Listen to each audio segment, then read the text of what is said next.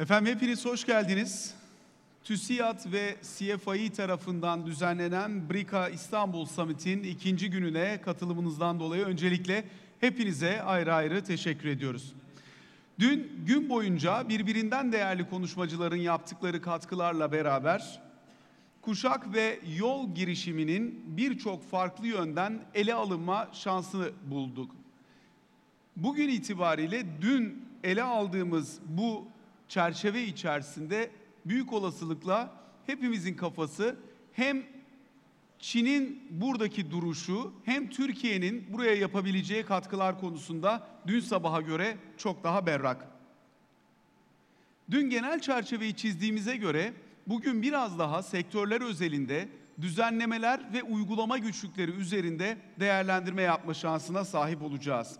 Gün içerisinde 2 ana oturumumuz olacak ve bu 2 ana oturumu takiben de 3 paralel oturumda sektör bazında, düşünce bazında daha farklı boyutlarını tartışma şansına sahip olacağız bu yolculuğun. Bankacılık ve sigorta, finans alanlarında yapılabileceklerini ana oturumlarda dinleyeceğiz. Aynı zamanda düzenleyici kurumların yapabilecekleri bu noktadaki uzlaşmazlıkların çözümlenmesi ana temalarımız olacak. Diğer taraftan paralel oturumlarımızda da turizm, lojistik, finansman, e-ticaret, akıllı şehirler, düşünce kuruluşları ve mühendislik alanında projenin yapabileceklerini, içeriklerini tartışma şansına sahip olacağız. İkinci günümüzün ilk oturumu düzenleyici işbirliği ve anlaşmazlık çözümü başlığını taşıyor. Uygulaması zor alanlar elbette üzerinde en hassaslıkla durulması gereken bölge. Bu büyüklükte bir proje düzenleyici kurumların doğru teşkilatlandırılması, birbirleriyle işbirlikleri ve ülkeler arasındaki uyumun sağlanması haricinde uygulama kolaylığı elbette bulamaz. Yaşanabilecek uzlaşmazlıklarda hukuki güvence ise elbette bu tür projelerdeki en temel, en hayati alanlardan bir tanesi. Tüm bu çerçeveyi değerlendirmek üzere programımızın moderatörlüğünü yapmak üzere Esin Avukatlık Yönetici Ortağı Doktor İsmail Esin'i sahneye davet ediyoruz. Programımızın panelistleri ise İstanbul Tahkim Merkezi Başkanı Profesör Doktor Ziya Akıncı, Jonas Day Kıdemli Ortağı Doktor Mihail Bühler, Zhonghuan Shun M&A Promotion Association Genel Sekreteri Zinhua Asset Management Genel Müdür Yardımcısı Zhi Ping olacak. Buyurunuz efendim.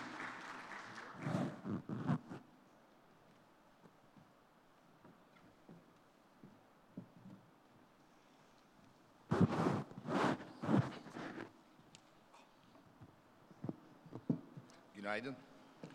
So this session will be in English. Those who can follow in English don't need a headset. It's great to be here with such a distinguished speakers with us. So we have Ziya Akıncı. Very briefly about my friend and colleague Ziya. For me, he's Mr. Arbitration in Turkey. I do remember when we first met back in 2002, I think. And so I was dreaming about having an arbitration institution in Turkey. And I couldn't manage that, but he did. Now we have the Istanbul Arbitration Center, and he is the chairman of the Istanbul Arbitration Center, a very important institution, a very well functioning institution. I'm working, I'm an arbitrator in one of the cases, and I can tell you that the secretariat, that the court is working really properly, as good as any other reputable international arbitration center. Then, as another speaker, I have Michael Bühler. He is in the Paris office of Jonas Day. Jonas Day is one of the largest and most reputable law firms in the world with 40 plus offices, I think 42, but not in Turkey. Hopefully that you will have an office in Turkey too. Michael is one of the most important arbitration experts globally. He has more than 100 arbitration cases in his professional career, and he started as a counsel in ICC back in years, 10 years ago only, so you are very young still. And Zipeng, she has more than 20 years of experience in her profession. She teaches in the universities, and she's very much interested in technology investments, R&D, and M&A. So we have 3 lawyers, including myself, so this is, don't worry, so I'm not going to talk too much.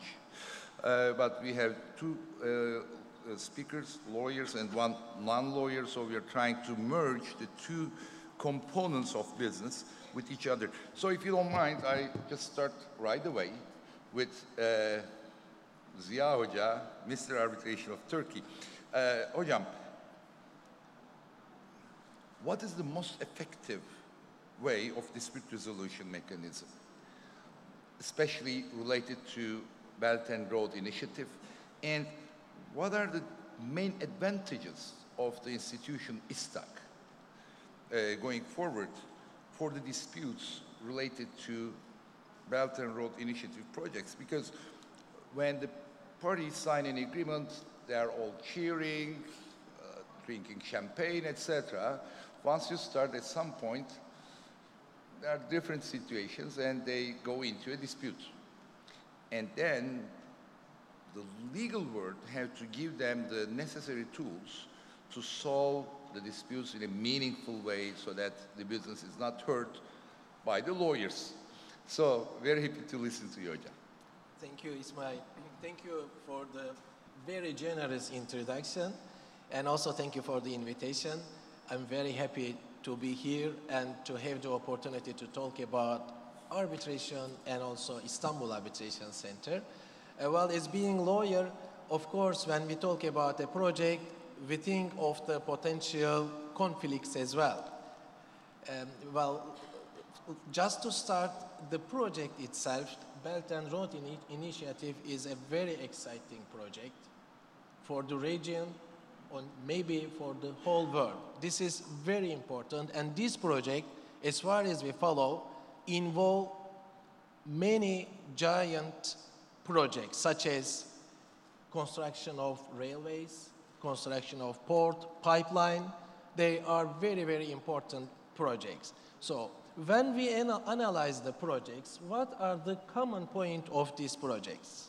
First of all, almost all of them are going to be cross-border projects. They are going to be international elements almost in all projects.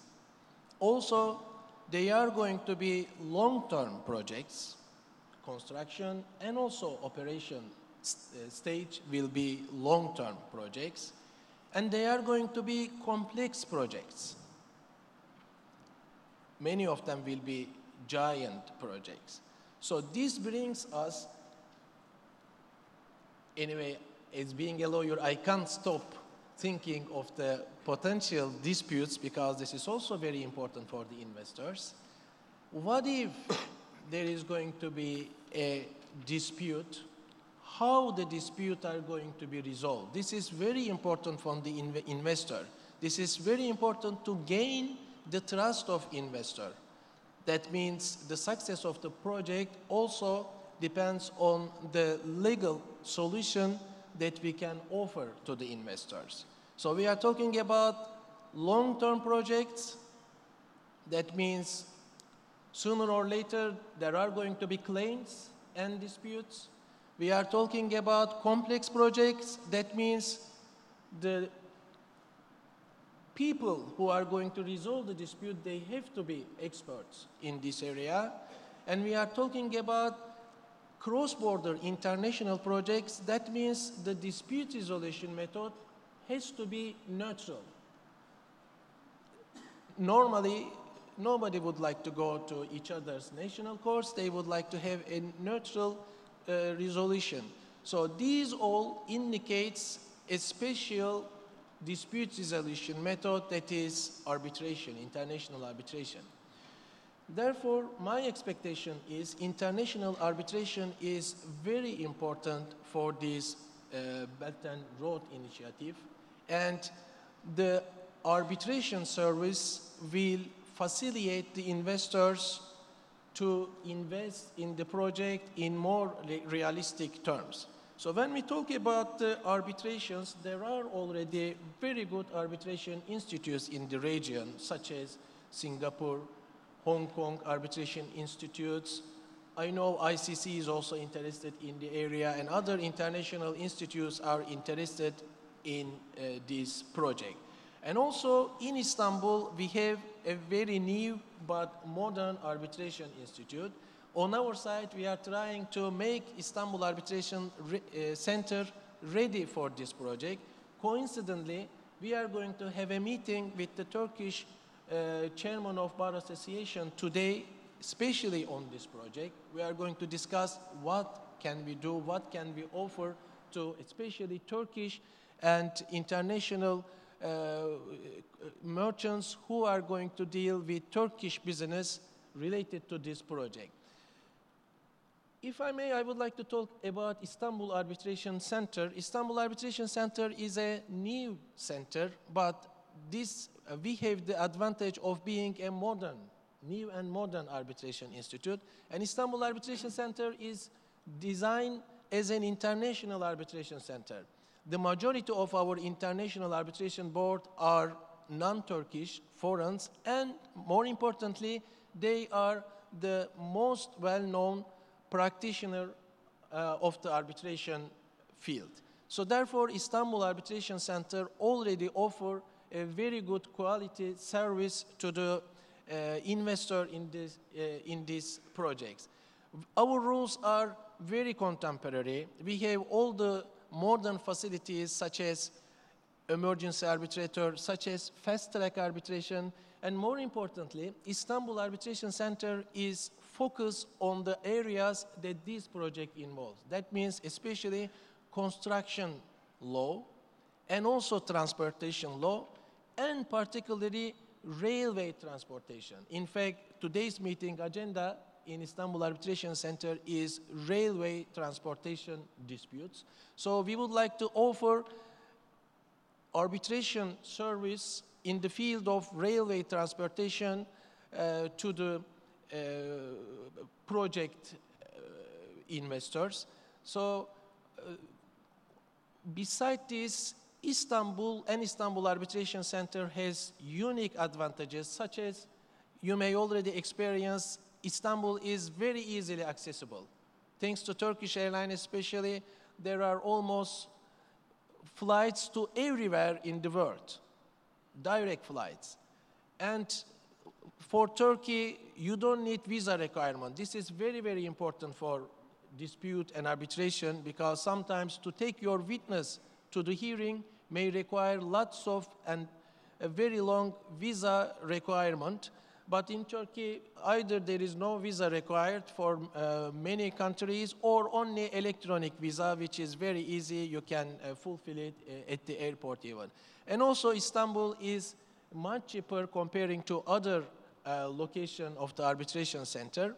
And as we said, Istanbul offer a world quality service arbitration center already. And we are going to design Istanbul Arbitration Center following up the development in the project. Thank you very much. Thank you, Hocam. I can just confirm that the quality is very high and that the court is consisting of really very reputable people, experts. And maybe I can add something. İSTAK has different commissions for different areas of potential disputes, like transportation commission. You have the Banking and Finance and Financial Institutions Commission. You have the Corporate Commission. And we are trying to develop the Istanbul Arbitration Center for specific needs of the users as well. And the fast-track arbitration, I think we will come to that later on. But the main problem of the legal world is the lawyers are not as fast as the business people. And at some point, the business people are really very disappointed with the situation that the law cannot pave the way for their business. And I think your fast-track arbitration provision, which gives the opportunity to solve the arbitration dispute in 3 months' time. And that is the most important thing for the Belt and Road Initiative as well, I assume. And with that, I come back. Please, Hocam. I just would like to steal your idea and follow up your idea. This is true that İSTAK has many commission. And before I come to this conference, I was thinking, why shouldn't we have a special commission on BRI? And all the participants who are interested in dispute resolution are welcome, especially the delegation of the related institute. And we are very happy to cooperate with their needs and with their advice. Thank you very much. Perfect, perfect. And with that, I come to Michael, because you have a very, very international background, a very, very international set of experience and set of skills. And based on that, and if you look at the BRI, so what can you tell us about the future of arbitration in BRI countries in comparison to the present situation? So because setting up the cultural route, setting up the commercial route is fine, but so we lawyers have a special duty how to manage the future of the potential disputes. What can you tell us in comparison today and tomorrow? Well, Ismail, thank you very much for your kind words of introduction, and I would also like to thank TÜSİAD for having invited me to this very important and most interesting event. And I would like you to start looking at page 9 of your program and read to you the first sentence, which says, international business needs cooperation on regulations and dispute settlement to flourish. Therefore, it wouldn't be wrong to say that regulatory cooperation and dispute settlement are two most important pillars of the BIR project. Now, these are very strong statements, and certainly as far as dispute settlement is concerned, I would fully agree with those statements. But I think the question we should first ask ourselves, in particular for those who are not lawyers in this room, is what kind of dispute settlement are we really talking about? Are we talking about disputes between governments who think that there is not enough free trade between their respective countries? We heard yesterday something about trade war. No. What we are really considering is disputes that may arise between the business actors, the investors, the manufacturers, the EPC contractors, of which we heard yesterday, the many subcontractors who will supply equipment, railway equipment, turbines, generators, and so on, but then also the lenders, the sponsors, and many others. They are the ones who seek to capture the many opportunities which the Belt and Road Initiative or the investment big bank of the Belt and Road Initiative seems to be offering, but they are also the ones who are willing to assume the risks that are associated with those opportunities. And it was mentioned several times yesterday that BIR projects need to be viable, commercially viable, to be successful, and obviously that is part of limiting your risk. But the other part of limiting your risk is to make sure that as an investor, as an actor in those projects, you have access to fair and efficient dispute resolution mechanisms. Now, those dispute resolution mechanisms exist at two levels. One between the investor and the state, and the other one for commercial disputes. And we will be focusing on commercial disputes, but let me just say one word about the state-investor disputes, because I think they are important, in particular in the context of the BIR projects. Because a foreign investor wants to be protected in case the host country uses his sovereign power to detrimental effect for his projects and for his investments. And he will get this protection if a so-called bilateral investment treaty, a BIT, has been signed between his country and the host country. Those BITs, they are treaty arrangements between two countries in which the host country will typically guarantee fair and equitable treatment, full protection and security to the investor, and as well, and this is really important in the context of our discussion here, access to an independent international arbitral tribunal. For instance, Turkey and China have signed a bilateral investment treaty since many years. China has signed many other bilateral investment treaties with many of the BII countries, but not with all of them. There are a few missing from the map, and quite a few of those BITs, in particular the one of the older generations, do not allow the foreign investor, and in this case the Chinese investor, going into the BIE countries to have access to international arbitration, except in very limited circumstances of expropriation. And I think this may really be a problem for Chinese investors carrying out BIE projects, whether they come from the private sector or from the public sector. So much on state investor disputes. Let's come to the maybe more important dispute settlement, which is commercial arbitration. And my friend and colleague, Professor Akinci, already mentioned that international arbitration has become the most prevalent means of settling arbitrations between business actors. And you also said that the BI projects are all going to be realized or are being realized on the basis of transporter contracts. And those transporter contracts contain typically an arbitration clause. And why an arbitration clause in those contracts? Well, because most business corporations have come to the conclusion that it's the best way to be able to appear before a neutral forum, to have much quicker decisions than if you go before the state courts, where you may have appeal proceedings and you may even have to go up to the Supreme Court. You have more efficient expertise coming from arbitrators who know the business, who know how those contracts are being negotiated, signed, and executed. And you have, it's much easier to enforce an arbitral award than, for instance, a foreign court judgment. And finally, confidentiality is also an issue which is often invoked as an advantage for international arbitration. Now, when it comes to arbitration in the BIE countries,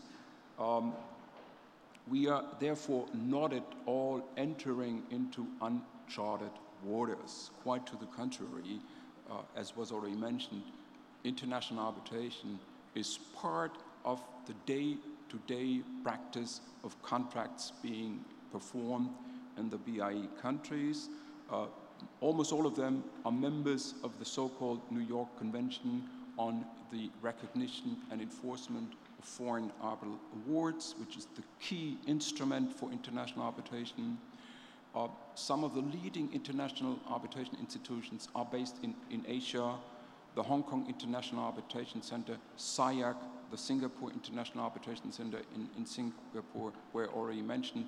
The ICC in Paris, where I am based, was mentioned. There are a lot of ICC arbitrations involving parties from BIE countries, including from mainland China. But I would also like to mention CITAC, for instance, the most important, the biggest Chinese arbitral institution, which has a lot of foreign parties involved in its cases.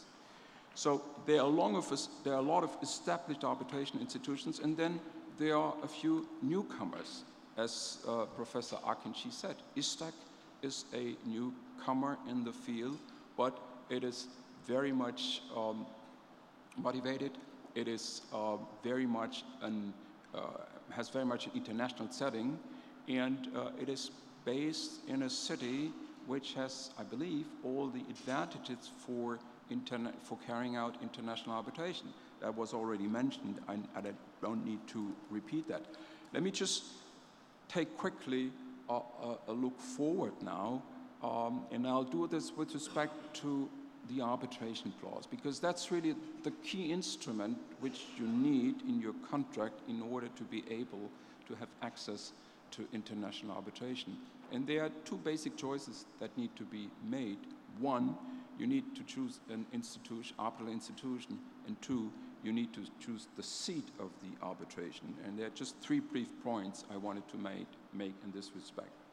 As far as the institutions are concerned, well, I think one should really be looking for well-established, well-functioning, and efficient arbitration institutions. There are a lot of new arbitration institutions coming up, some which have specifically been designed for BRICA projects. There is, for instance, the China-Africa Joint Arbitration Center in Johannesburg.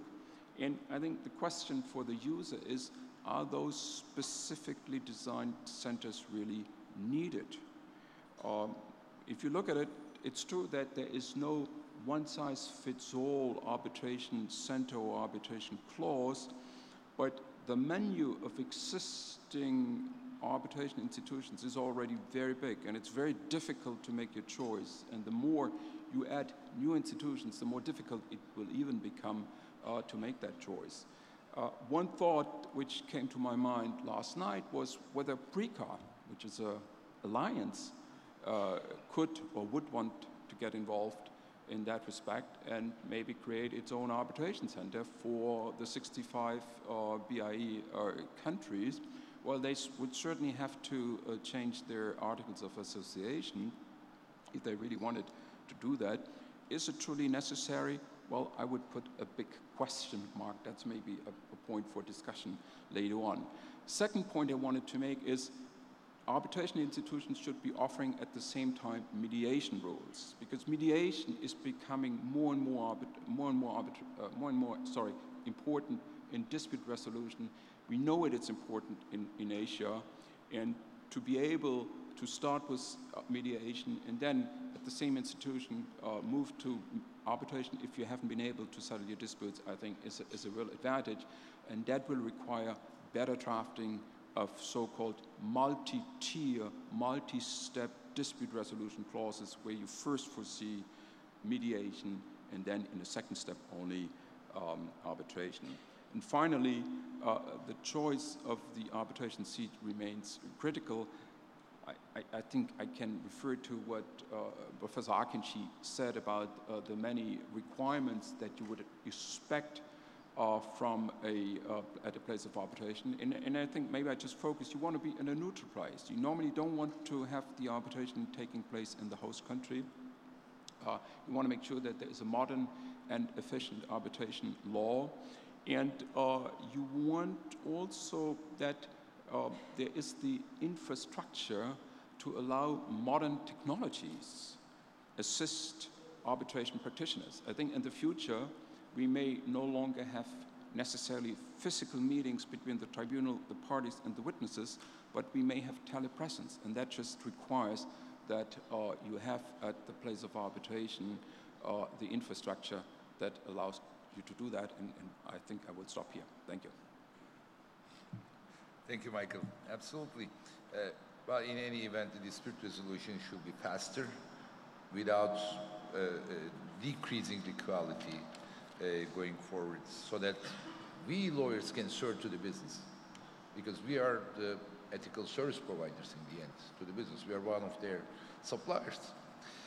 And now coming to Zipeng, from the non-legal perspective, and you're free to comment on the lawyers, you're free to complain about the legal issues, etc. Don't worry, we hear that every day. To a certain extent, rightfully. But what do you expect for the multinational companies? How can they use the Belt and Road Initiative in the best way? What are your suggestions for the multinational companies, Zipeng? Thank you very much for your wonderful question, especially giving me the chance to campaign lawyers. I feel very, very honored to be here, to be in the BRICA Istanbul Summit today.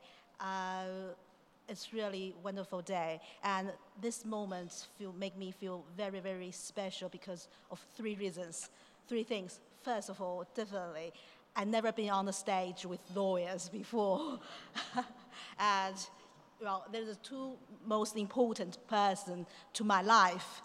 One is my husband, the other definitely is my lawyer. So thank you very much to give me these opportunities to be here. The second thing is definitely, in my last over 20 years, I have been always working for the globalization, localization, about cross-border investments, about China and Europe, China with North America, China with South Asia. But today, really, Istanbul is a bridge between Asia and Europe, geographically, but also maybe culturally as well, because yesterday we went to see something. And the third thing is definitely very much related to China, related to the Belt and Roads. This year is China's 40 years anniversary of China reform and opening policies that dated back 1978. So it's very special years. And also, as you know, this is the 5-year anniversary of Belt and Road initiatives. So from my experience, definitely arbitration and battle and conflict settlements have a lot of, I do think there's a lot of challenges there. For example, in my industry, in my maybe capital markets, there's a lot of different legal system, different regulatory system. Also, more and more cross-border transactions happening, and different countries have kind of define their different territories, so definitely make the things more and more complicated. So, but I do see for my company definitely benefits from Belt and Road initiatives. Today I'm here, that's really proof that, because to be honest, we already have presence in Europe, in South Asia, kind of some Belt and Road countries. For example, we have some research presence there. We have some kind of business operations there. Also, we have investment here, but we do think the Belt and Road initiative is really very meaningful for us. For example, last week, China Securities Regulatory Commission organized a seminar on Belt and Roads, how they invite quite a few countries, regulatory people, representatives to be in China, to talking about how can help the companies, to promote companies to issue the bonds, to issue Belt and Roads bonds. So because for my role and another role, I have a sitting the general secretary of a local society. Actually, in the last maybe 2 years, I'm working with a local government, trying to set up some policies to kind of promote, to help Chinese companies to easy to get foreign currencies for their overseas investments. So I think that last week's seminar really show a very good sign of that for the Belt and Road initiatives. So if looking forward, I would like to say there are a few things to make China make kind of a companies to be more successful globally, taking the Belt and Road initiatives, because I think Belt and Road initiative is not just an initiative. I think it's an ecosystem. You have different people involved, government, kind of legal, kind of multinationals.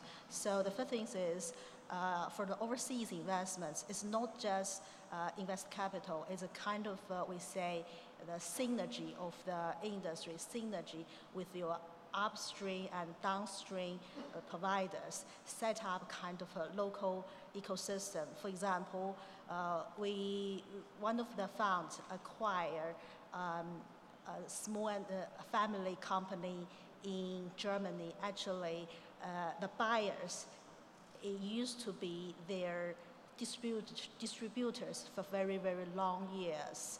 So definitely, I think the synergy with the business is very important. The second is about the capital, about the partnership. I think previously Chinese, maybe state-owned, it's kind of where they have the money, they go abroad to buy something or they invest in something. But more and more now, it's more about the partnership, looking for local partners, whatever the capital partners, but also maybe the business partner to that. For example, we have the funds in Europe. Actually, we have the joint team. We have a team in China, we have a team here, and all the capital both from China and also from Europe. Also, we work closely with the banks here to get the kind of the funding things. And also, definitely, we have a lawyer here, lawyer in Europe rather than in China. And the third thing is back to my work, definitely, I think merger and acquisition is kind of the tools, is a very important tools for the Belt and Roads. I have seen some numbers about the Belt and Roads investments, so I will see significant number about merger and acquisition things. And for the last things here, I do think the BRICA platform is really, really important for us, because for us, although we are already say we're multinational, we have a local partner globally, but still we need to this kind of a platform to give us kind of a more chance to maybe access to the maybe the lawyers, maybe you are kind of a TÜSİAD. This is kind of a very important to us. So for all, I would like to say thank you very much for TÜSİAD and for CFIE to be organized this wonderful, not just meeting, but also this platform. Really looking forward to be, maybe in the future we can have investment or maybe have some collaboration here. Because I just checked, before I come in here, I've just checked with my university to see every year we do have invite lots of students from Belt and Road countries, and now we really want to go out. We want to maybe go here. We can set up partnership with academia here. We can set up partnership with the local financial institutions, whatever. Thank you very much. Perfect. Thank you. Maybe it's not a bad idea to give the floor to each of the speakers again for 3 minutes, maybe, to wrap up. After you heard the other speakers, do you have other comments to share with us, Ziya Hocam? Well, I don't want to take too much time, but if I may follow what Michael has been talking. Michael very rightly talked about investment arbitration. That is also relevant to this project, because there may be some issues between the investor and the host state. Because as much as the commercial stability, political stability is very important. There may be some time that the investor may not be very happy with the host state behaviors, as Michael very briefly summarized. In such cases, again, I would like to talk about Istanbul Arbitration Center. In Istanbul Arbitration Center, it is also possible to refer the investment dispute, and in some of the new BITs that Turkish Republic concluded, that also includes some of the countries involved in this project, Istanbul Arbitration Center is one of the options to resolve the investment dispute. Why this is important? Because investment arbitration is, the practitioner may know, very costly process, but Istanbul Arbitration Center again offers very reasonable dispute resolution procedure in Istanbul, and these decisions are under the bilateral investment treaty binding, and even there is no enforcement process. Thank you. That's perfect. So in the end, all the countries have to cooperate with each other. This is what I understand from you, Michael, as well. So the institutions in different countries, they have to cooperate with each other. This is more or less what Zipeng says as well. So cooperation is the key for the future of for the success in the future. Michael, would you like to comment a bit more, especially to?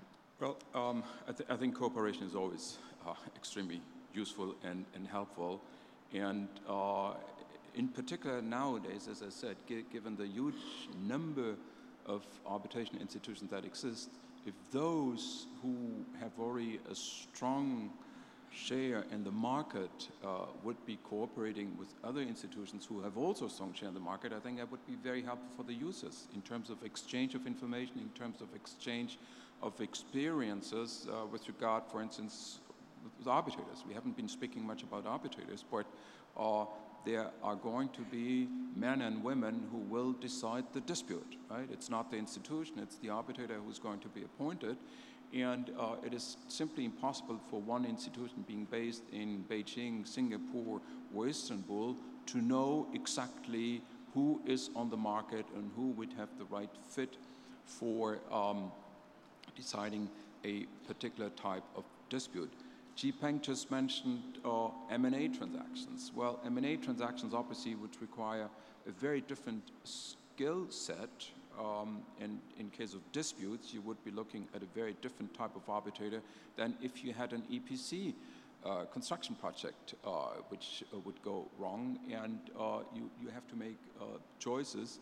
And I think also the example she has given about Chinese company buying a company of whom it was the distributor in Germany shows that in fact we're really talking at the end of the day about global business going in many directions, and BRICA is giving a lot of impetus into that, is giving a lot of new forces and will improve trade growth, will improve globalization, but it makes it even more difficult under those circumstances to say there's only one single arbitral institution that should be chosen, because I think there's too much diversity among the actors, among the countries that are concerned, and one should keep those options with cooperation, as I said initially. Thank you, Michael. Absolutely. Ji Peng, so you gave a totally different flavor to this discussion, and please continue with that. Well, I could not agree more with these wonderful lawyers, but I would like to say having the best partner is very, very important, and also solving the problem proactively. For example, you definitely need to find a good lawyer before you take the action, and also doing a good research about the market, definitely looking with maybe working with the TÜSİAD, with CFIE, this kind of very good kind of non-profit, non-government organization, because that could be a family. They could be a kind of a bridge between the government and the industry, between the enterprises. So that's pretty much my experience. Thank you very much. Thank you. Maybe I can pick up from the M&A component. So it takes 3 to 6 months to conclude an M&A transaction in general, including the due diligence and negotiation, approvals, etc., whereas Chinese regulatory approvals are sometimes very tricky.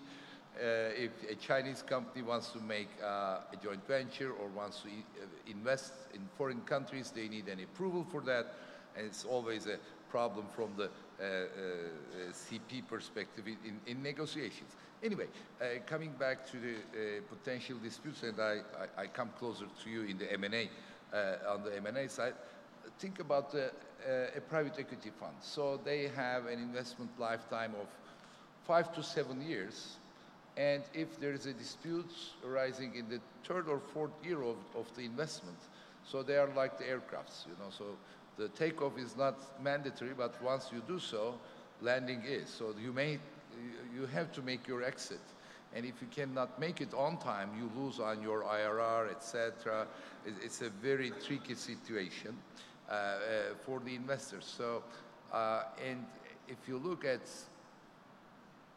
the practice, arbitration practice, so if you're talking about an M&A dispute, just the arbitration time is something like 2 years in a realistic term, and then the enforcement is not gonna gonna take another 2 to 3 years. It depends. If you are lucky, you can have an enforced award after 5 years. So this is too long, to be very honest. So especially in an M&A transaction. For private equity, it's not even acceptable. But even for the strategic investor, it's really a very, very big headache. Especially if it's a 50-50 joint venture, you can forget about it. So while we have another 5-6 minutes, can we turn to the audience and take some questions? Questions from the audience?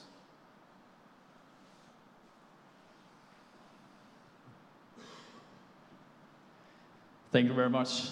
Ursula Beck from the Confederation of Danish Industry.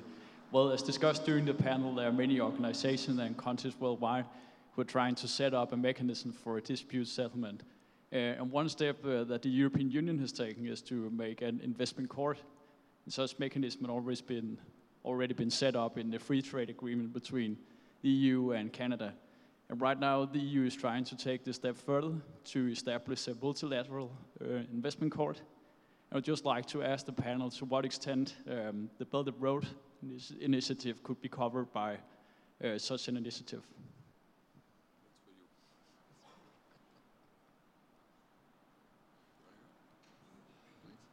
Well, there are some alternatives, as we mentioned, not only the EU arbitration, but also China. Even China, as far as I know, designed an international court for this, only for this project. So this is, this may be one of the alternatives. So this is all to facilitate the investors to have a safe environment, investment environment.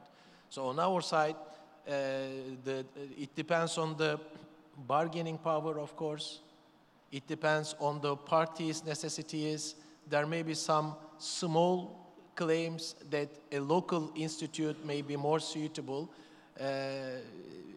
This is good if there are more alternatives, if there are more options, but at the end of the day, we will see which alternative is going to be used more. But I think it is very important also something is being offered by the European Union. But personally, I am not very much focused on this development, but I am aware, and I hope it is going to be another good alternative for the practitioners. I don't know, Michael, if you would like to add. Yeah, I think what I could add is that the difficulty today for a foreign investor is that he will be faced with different bilateral investment treaties in the various countries in which he goes. And the rules are different from one BIT to another. And to have one single unified treaty which would apply to all those countries and which possibly would have one then specific set of arbitration institution or an investment court, which is again a specific topic as such, but at least to have one single set would clearly be a great advantage for all investors involved in the BIE projects. But then let's be realistic. I think it would take a lot of time, many, many years, before one would be able to put this in place.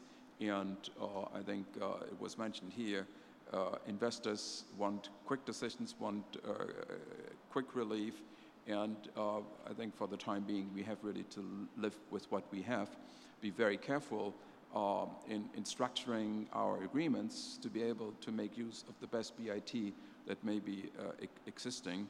And who knows, if the European Union will indeed set up investment court, which remains to be seen, maybe that could then be used as a model for other parts of the world, or could be extended to other countries, but I think it's still a long way to go there. Maybe one last question. We still have 3 minutes, if there is one.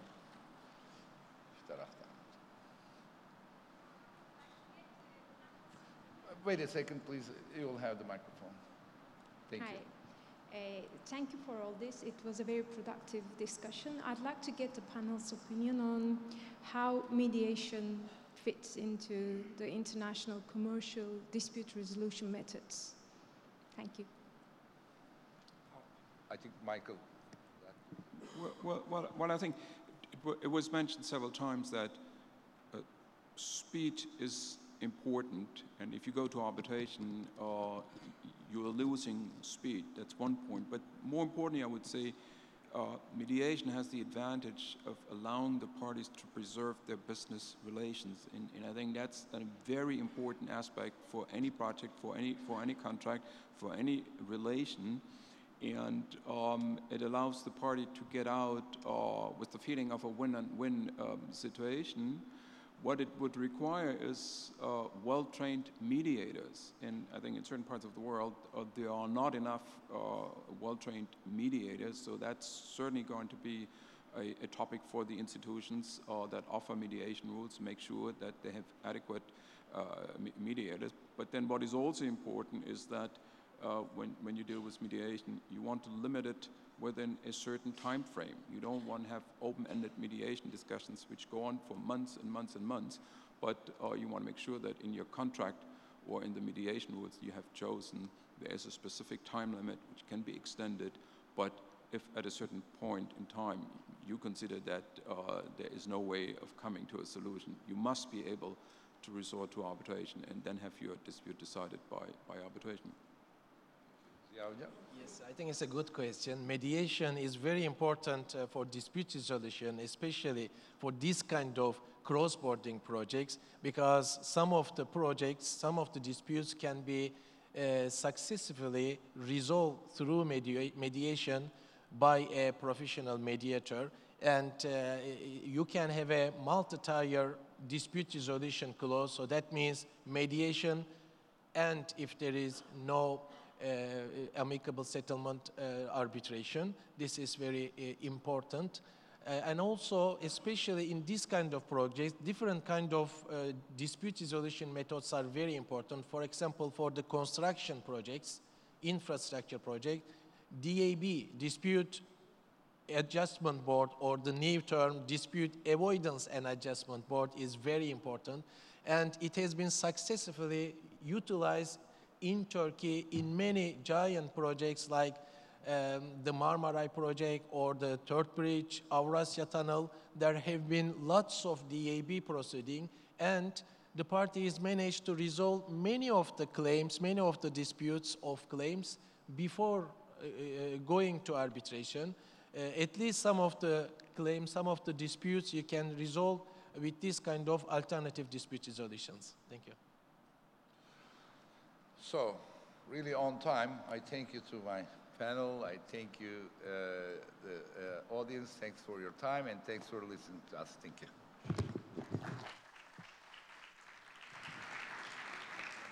Biz de tüm panelistlerimize ve moderatörümüze çok teşekkür ediyoruz bu kıymetli görüşleri bizlerle paylaştıkları için. We will kindly request Ms. Peng to stay on board because she will be the speaker of the next session as well.